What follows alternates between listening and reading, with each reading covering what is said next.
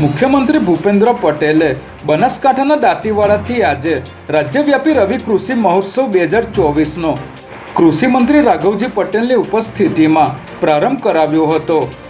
આ રવિ કૃષિ મહોત્સવ 6 અને 7 ડિસેમ્બર દરમિયાન 246 તાલુકા મથકોએ રાજ્ય સરકારના મંત્રીઓ, સાંસદો, ધારાસભ્યો અને પદાધિકારીઓની ઉપસ્થિતિમાં યોજાવાનો છે। ત્યારે મુખ્યમંત્રી ભૂપેન્દ્ર પટેલે દાંતીવાડા ખાતે 12 જેટલા પ્રગતિશીલ ખેડૂતોને સરદાર પટેલ કૃષિ સંશોધન પુરસ્કારથી સન્માનિત કર્યા હતા અને આ ઉપરાંત શ્રેષ્ઠ પશુપાલક એવોર્ડ અને વિવિધ લાભ સહાયનું પણ વિતરણ કરવામાં આવ્યું હતું।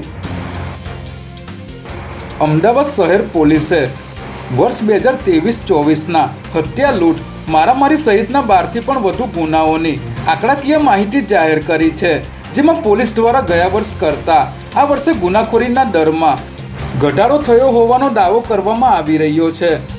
અમદાવાદ શહેરમાં વર્ષ 2023માં હત્યાના 97 ગુનાઓ નોંધાયા હતા, જેની સામે વર્ષ 2024માં અત્યાર સુધીમાં હત્યાના 73 ગુનાઓ નોંધાઈ ચૂક્યા છે, એટલે કે ગયા વર્ષની સરખામણીમાં હત્યાના 24 બનાવ ઓછા બન્યા છે। આ ઉપરાંત હત્યાના પ્રયાસ, લૂંટ, ગરફોડ, ચોરી તેમજ છેતરપિંડી સહિતના ગુનાઓમાં નોંધપાત્ર ઘટાડો થયો હોવાનું અમદાવાદ પોલીસે જણાવ્યું હતું।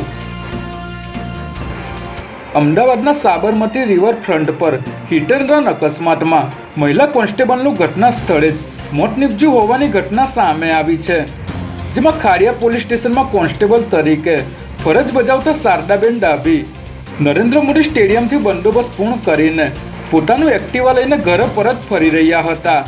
તે દરમિયાન સાબરમતી રિવરફ્રન્ટ પરથી પસાર થતા સમયે એક અજાણ્યો કાર ચાલક તેમના એક્ટિવાને ટક્કર મારી ફરાર થઈ ગયો હતો। આ મામલે પોલીસે ગુનો નોંધી અજાણ્યા કાર ચાલકની શોધખોળ શરૂ કરી છે।